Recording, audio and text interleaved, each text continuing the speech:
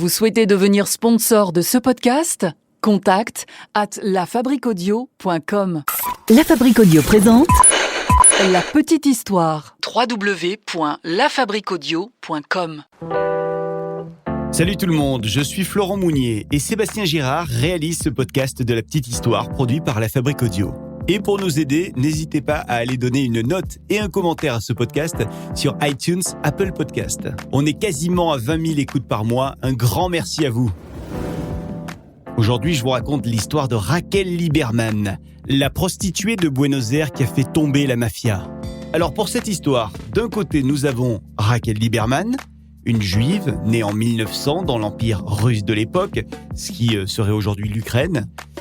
Et de l'autre côté, nous avons la Zui Migdal, qui est en fait la mafia d'Argentine, qui, au début du XXe siècle, exploitait des femmes juives d'Europe centrale en les prostituant.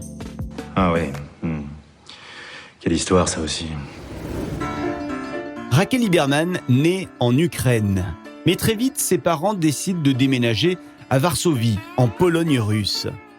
Raquel devient couturière, puis, à 19 ans, elle épouse Ferber, un tailleur de Varsovie. De cette union naissent 2 enfants. 3 ans plus tard, Ferber décide que la famille doit émigrer en Argentine. Nous sommes donc en 1922, arrivés dans la province de Buenos Aires. Sauf que, très peu de temps après cette arrivée, Ferber, le mari de Raquel, meurt de la tuberculose. Raquel se retrouve alors sans trop de ressources et surtout, elle ne sait pas parler espagnol.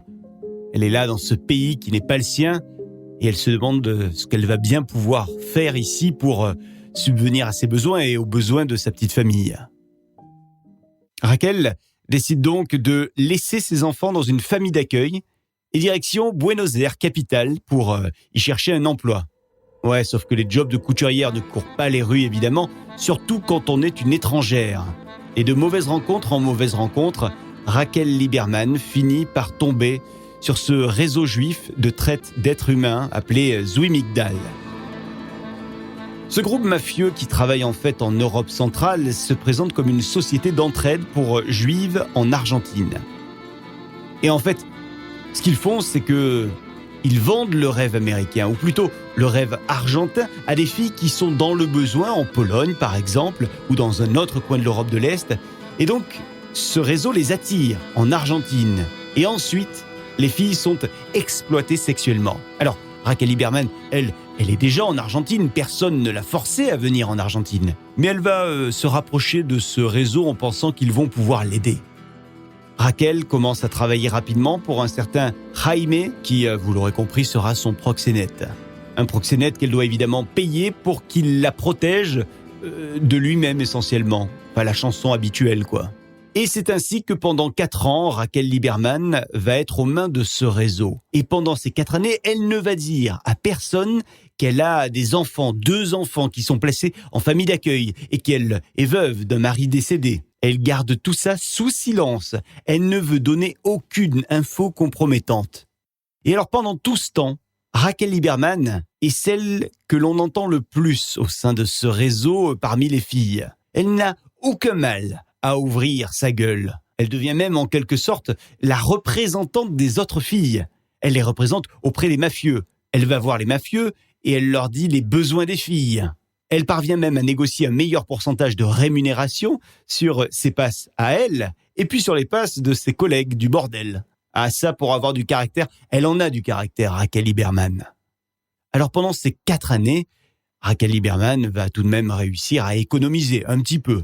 Et elle n'a de cesse de penser qu'un jour, elle ne sera plus là dans ce réseau, qu'elle ne fera plus ce job-là de prostituée.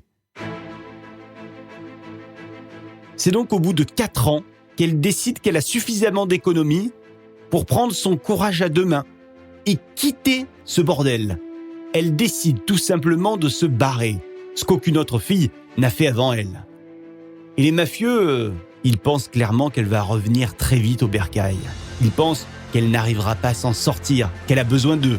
Mais que dalle, hein ? Raquel est bien déterminée. Elle est déterminée à ouvrir un magasin, ouais. Elle a la ferme intention d'ouvrir un magasin d'antiquités.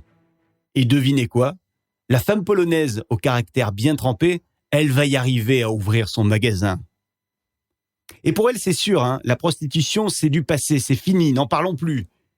Elle se présente donc au commissariat et exige qu'on la supprime du registre municipal officiel de prostitution.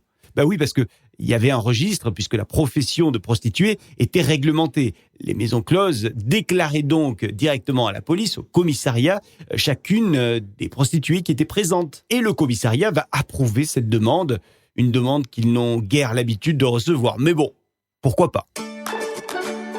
C'est parti donc pour cette nouvelle aventure de ce magasin d'antiquités qui est ouvert et le réseau Zwimigdal va observer les avancées de ce projet. Et les mafieux commencent à enrager quand ils voient que Raquel Lieberman, elle y arrive toute seule. Du coup, ils commencent à faire ce qu'ils savent le mieux faire, du harcèlement. Ils vont la harceler, ils vont la menacer.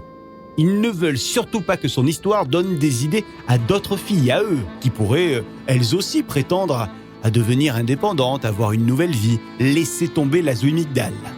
Ce changement de vie déplaît donc vraiment de plus en plus au réseau, et les proxénètes vont se réunir. Et ils vont décider de remédier à tout ça. Ils vont donc imaginer un plan machiavélique. Ouais. Ils vont attirer dans leur filet Raquel Lieberman. Ils vont la piéger. Et pour ce faire, ils vont utiliser un membre de la Zwimigdal, un beau gosse, un séducteur, un gars du nom de Salomon Rosekorn. Alors à ce Salomon, on lui donne la mission d'emballer la Raquel, de la faire chavirer, de lui sortir le grand jeu. José Salomon Korn part donc à la rencontre de Raquel. Et très vite, le charme opère. Plus Raquel le voit, plus elle a des étoiles dans les yeux et des petits papillons dans le ventre. Il l'invite à sortir, on va au resto, on se balade.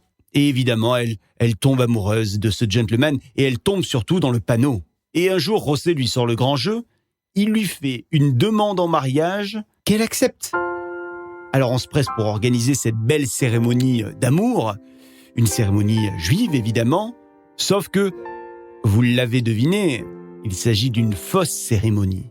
Il n'en est rien du mariage, José Salomon veut juste en profiter pour lui faire signer des documents et donc lui voler toutes ses économies.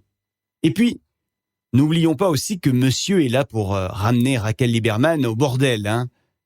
Et c'est ce qu'il fait.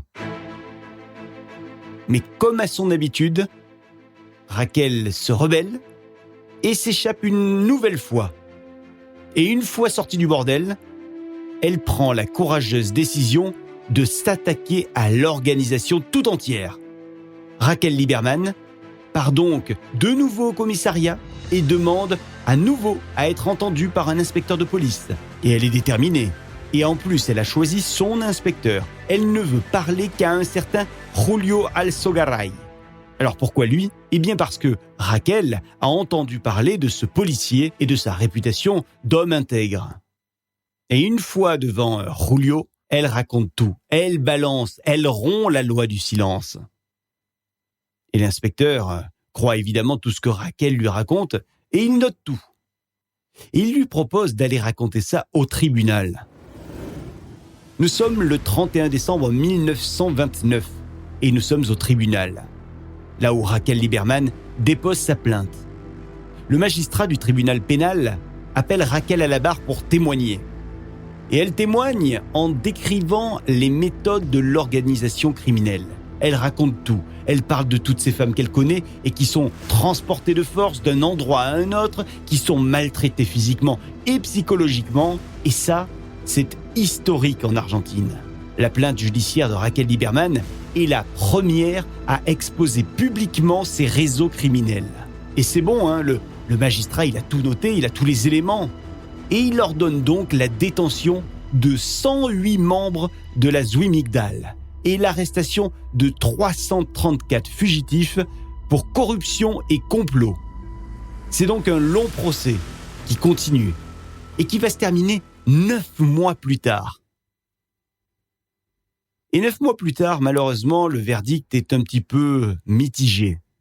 Le magistrat de la chambre d'appel ne place finalement que 3 membres de l'organisation en garde à vue et il libère les autres membres. Et il justifie cette décision en disant que Raquel Lieberman a été la seule femme prostituée à venir témoigner. C'est pas suffisant. Les autres victimes auraient dû venir également à la barre. Mais le procès va tout de même aboutir à la dissolution de ce réseau de traite des êtres humains. C'est fini pour la Zwi Migdal. Raquel a en quelque sorte gagné. Elle a gagné son indépendance et elle croit avoir protégé l'ensemble des filles qui étaient donc dans les griffes de ce réseau mafieux. Mais Raquel Lieberman ne va pas avoir énormément de temps pour profiter de cette indépendance, de cette autonomie, puisque 4 ans plus tard, elle meurt d'un cancer à seulement 34 ans. Alors que reste-t-il aujourd'hui de Raquel Lieberman ? Eh bien en Argentine, depuis 2010, le prix Raquel Lieberman honore celles et ceux qui promeuvent et protègent les droits des survivantes de la violence à l'égard des femmes. Voilà pour cette petite histoire de la femme Raquel Lieberman qui a réussi à défier la mafia argentine et qui a carrément fait tomber tout un réseau de prostitution. Merci d'avoir écouté cette petite histoire. Sébastien Girard a réalisé cette petite histoire. Je l'ai écrite et narrée pour vous. Et si cet épisode vous a plu, likez-le, partagez-le, commentez-le sur les réseaux sociaux et les plateformes de podcast. Et puis, vous pouvez également vous abonner à la petite histoire pour être au courant de chaque sortie d'épisode. Et n'oubliez pas que désormais, on se retrouve tous les 15 jours. Le premier du mois, c'est la petite histoire. Et le 15 de chaque mois, ça se passe avec la petite histoire du paranormal. La Fabrique Audio crée des contenus audio pour les entreprises, les collectivités et les marques. Vous avez envie d'en savoir plus pour imaginer ensemble un podcast à votre image ? contact@lafabriqueaudio.com, la fabrique avec un K. À très vite, dans 15 jours donc, avec une nouvelle petite histoire. Salut. La petite histoire. La petite histoire. www.lafabriqueaudio.com. Vous souhaitez devenir sponsor de ce podcast ? Contact@lafabriqueaudio.com.